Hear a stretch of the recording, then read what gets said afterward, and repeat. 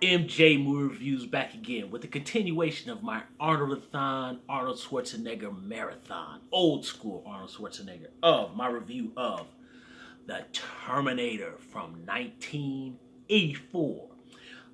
Sorry guys, my reviews have been a little bit, I was a little bit behind, a lot going on, but we know how it is, so you guys bear with me who enjoy this stuff. All right, The Terminator. Aside from Conan, this was another film that catapulted Arnold Schwarzenegger into stardom. Of course, this is one of James Cameron's. I'm not sure what. I don't know if this is James Cameron's third film. The creator of the great Avatar and Titanic. But this, I can't remember. I think this was James Cameron's third film, and also the very beginnings of Mr. Michael Biehn and the beautiful Linda Hamilton, fantastic actress, and of Beauty and the Beast fame. Those of us old guys and old gals remember Beauty and the Beast from back in the '80s, the TV show.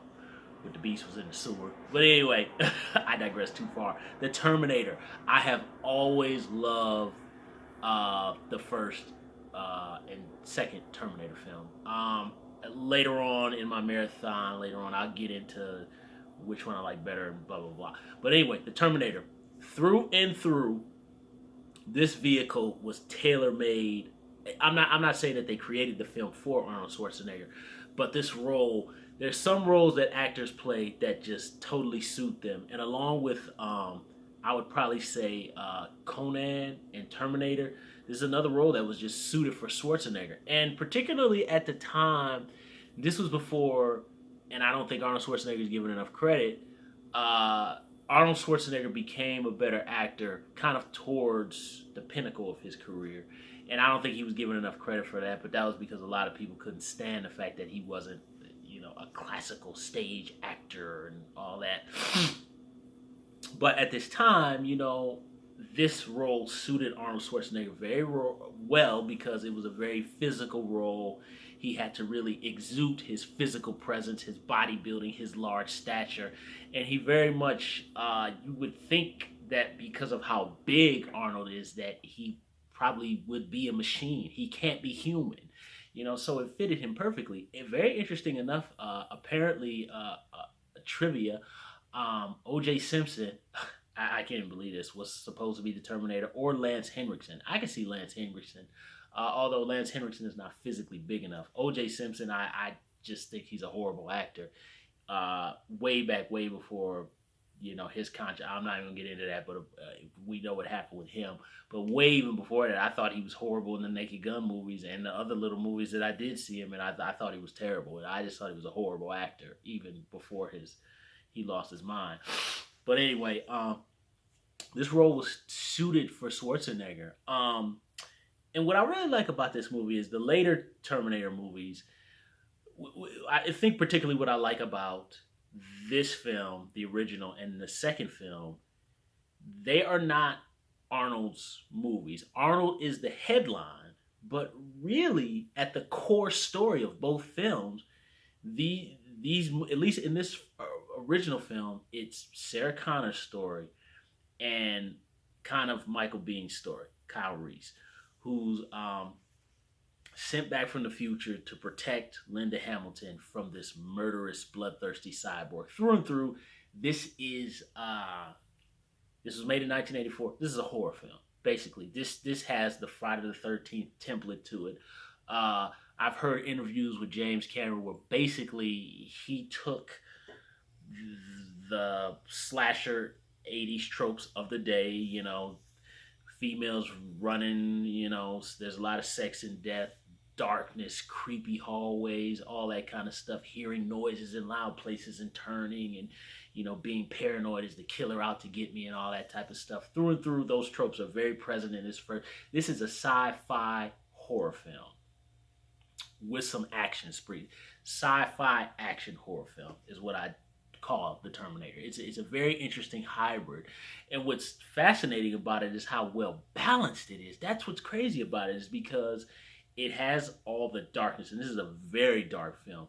Not only in the violence and the viciousness of the Terminator, and he's very vicious in this film. I mean, he kills everybody. I mean, really, he executes everybody.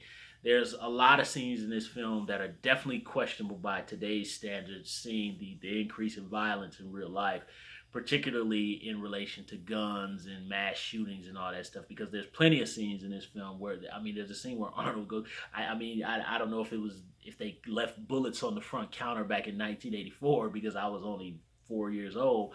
But I mean, it's comical to me to have the great Dick Miller, who's playing the gun store shop guy, to just turn his back as Arnold Schwarzenegger has this pump shotgun. He takes the bullets literally on the counter out, loads it, and blows him away. I mean, and the thing is that's crazy about it is that's something you'd probably see now in real life. And, you know, from the scene where he's gunning down people in clubs with machine guns.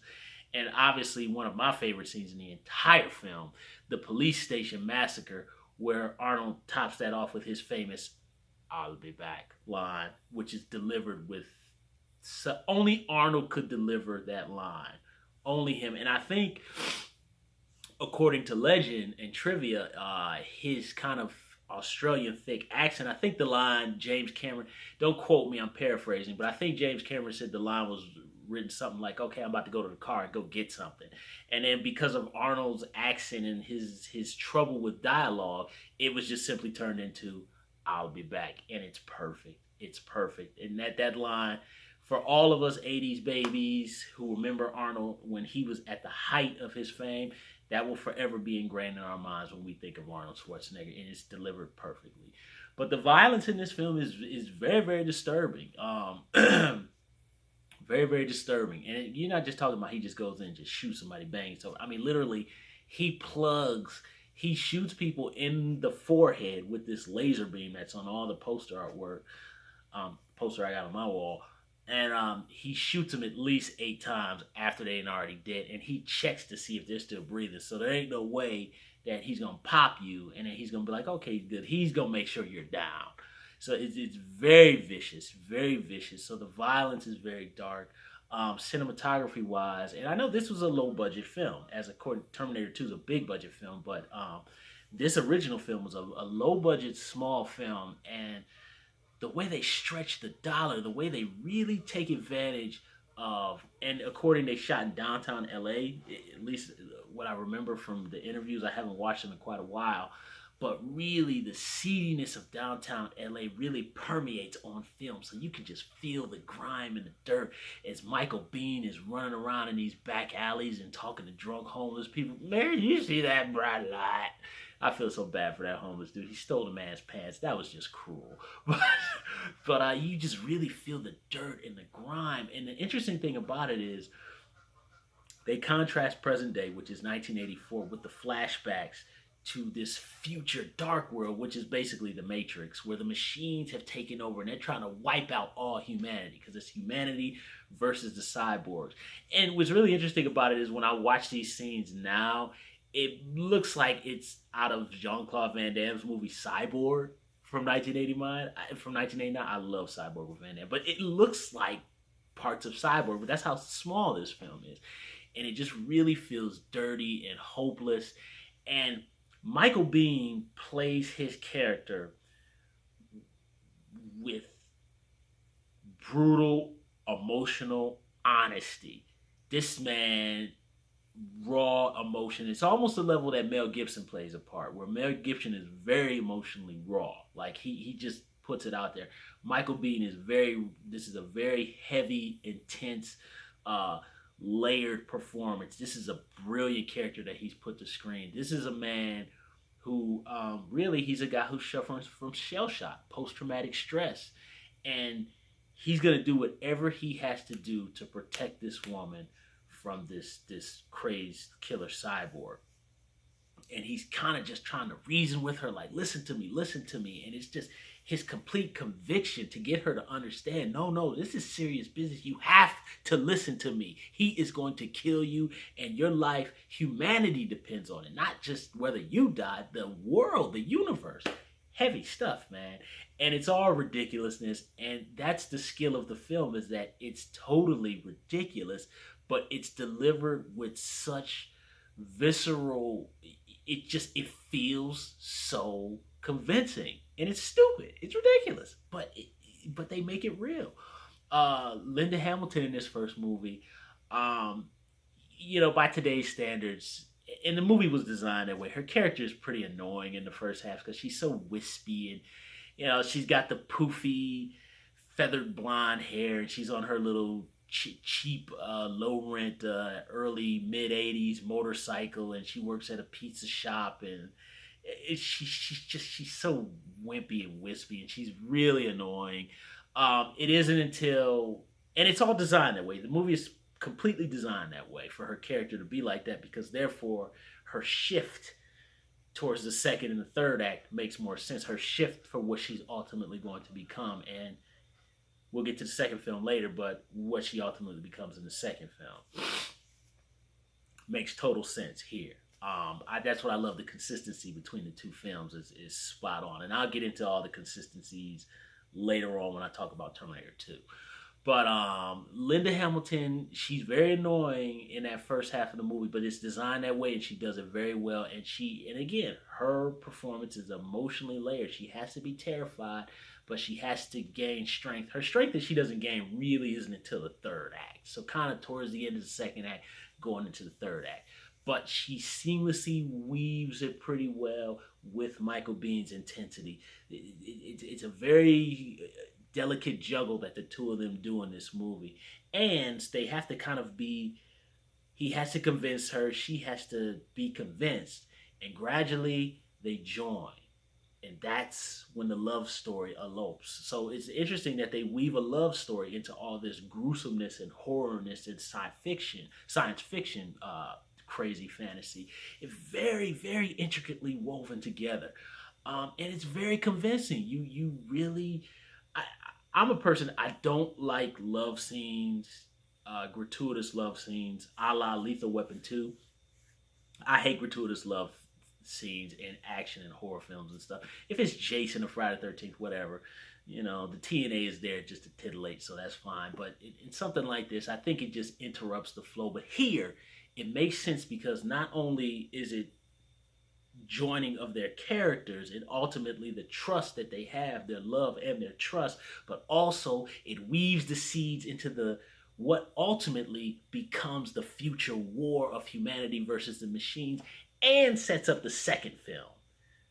Brilliantly done, brilliantly done. I think personally they probably could have took out some of the nudity in the love scene. I think they could have just left it to basically some dry humping and some kissing, but it was the '80s. They had to have the piano music and the TNA, so it is what it is. Funny thing, digressing, I love to see the panel discussions where Michael Biehn and Linda Hamilton, they were both in relationships at the time, and apparently, I don't know if Michael Biehn was, I don't know, I think they were both married, but I know Michael Bihn's wife and Linda Hamilton's husband apparently were not very happy, and apparently it was a mess.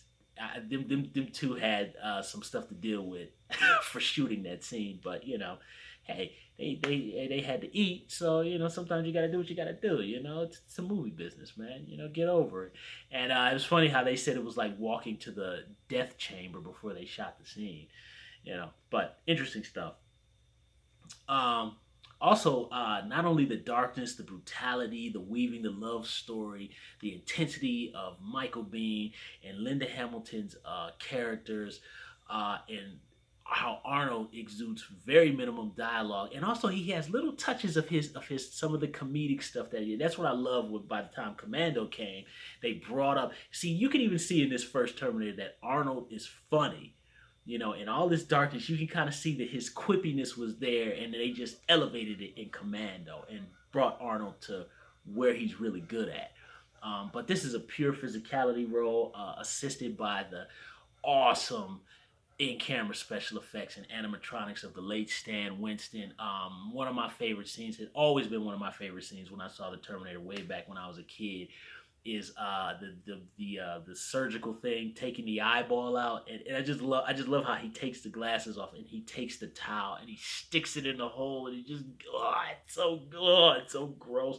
And I've heard other movie reviewers, even ones who are my age, who review the movie and they go, "Well, it looks so fake. It looks so fake." Well, my idea behind it is, number one, I'm not going to pick on the movie because it was made in the mid '80s, and I think it's very fantastic for as hard as they had to work on such a small film. And number two, he's supposed to be a robot, so he ain't real anyway. And I guess he's a cyborg, so the skin is real, whatever. Who cares? But I still think it looks very good, particularly when he puts the sunglasses back on. But it's kind of funny because I think this is the thing when you get into Blu-rays and DVDs, how a lot of us who saw these films back before flat screens and all this fancy stuff we had now, we saw these movies. Some of us were old enough to see it in the theater. I saw it on Big Chuck and Little John, the 8 o'clock movie, and I saw it on a dirty VHS tape. As a matter of fact, I remember seeing the Terminator on my black and white TV in my room in the 80s on Channel 8, a local TV station back in Cleveland that used to air the Saturday night movies. And I watched it in black and white. A lot of those films I saw in black and white, as I've said before. So all the grim and the grimeness, when you watch that on a dirty VHS tape on an old school Panasonic TV or whatever, a lot of those special effects and the different colors and the animatronic hair from Arnold's skin, you can't really see on a black and white TV on a dirty VHS tape. Yeah, you can tell that the head kind of goes like this versus Arnold's head that just goes like this and he moves like that. And you can kind of tell some of the movements are a little animatronic, but that's the fun. I think with the crispness of Blu-ray and DVD, you definitely lose a lot of the griminess that I think the film is just supposed to exude. This first Terminator is not supposed to be that clean. It's a down and dirty movie. So I think by cleaning it up on Blu-ray and DVD, I think you lose a lot of that visceralness that a lot of us back in the day got when we saw it fresh on television or in the theater or on a dirty VHS tape from the video store. So, you know, but I got this old school DVD, and it kind of, you can see the little cigarette burns and stuff, and you can see a lot of the griminess of the way the film was shot. Brad Feidel's score, who did Fright Night 1 and 2, and he did the second Terminator film, and he's done a bunch of other films that I can't think of. Perfectly 80s with the keyboard. I love the Terminator theme, and I love kind of some of the cheesier 80er theme.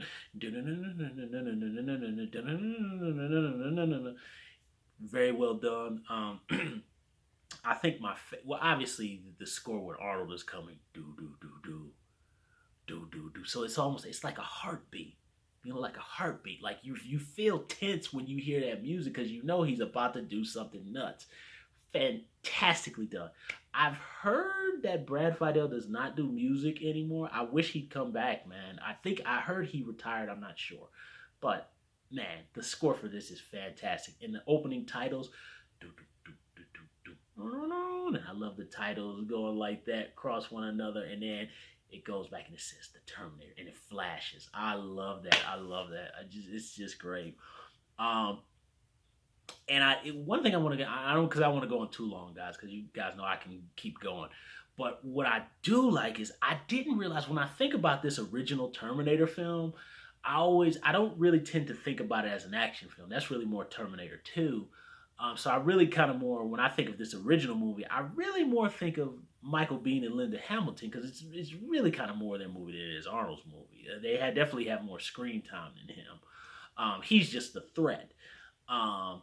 But I will say I did not realize there's a lot of action in this first movie because when I think about the first movie, like I said, I don't really think of the action. I really think of the emotionality, the gruesome, horrific violence, you know, Arnold throwing the girl's boyfriend, the guy from Top Gun, throwing him through the door, the dude who flexes, throwing him through the door, and him. Those are the things the darkness, the horror. That's what I think of when I think of Terminator 1, but I never think of the action. And there's a lot of gunfights in this movie. I really, in particular, I love really the way it's cut. And I didn't realize it's cut by Mark Goldblatt, who directed let me be more specific, The Punisher starring Dolph Lundgren, the original motion picture Punisher from 1989. And I believe I think and I know he cut.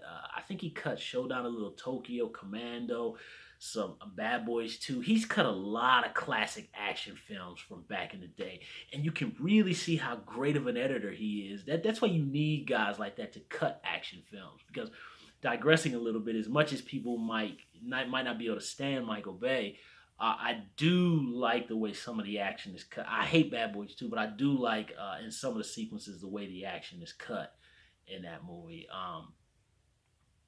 But you can tell, I could definitely see a lot of, like in this film, a lot of the times when there's the gun battles, which action is very hard to cut in film. I took an editing class in college when I was a film major, and editing is seriously, y'all, it's no joke. It is a mind-numbingly, horrifically torturous process. It's hard.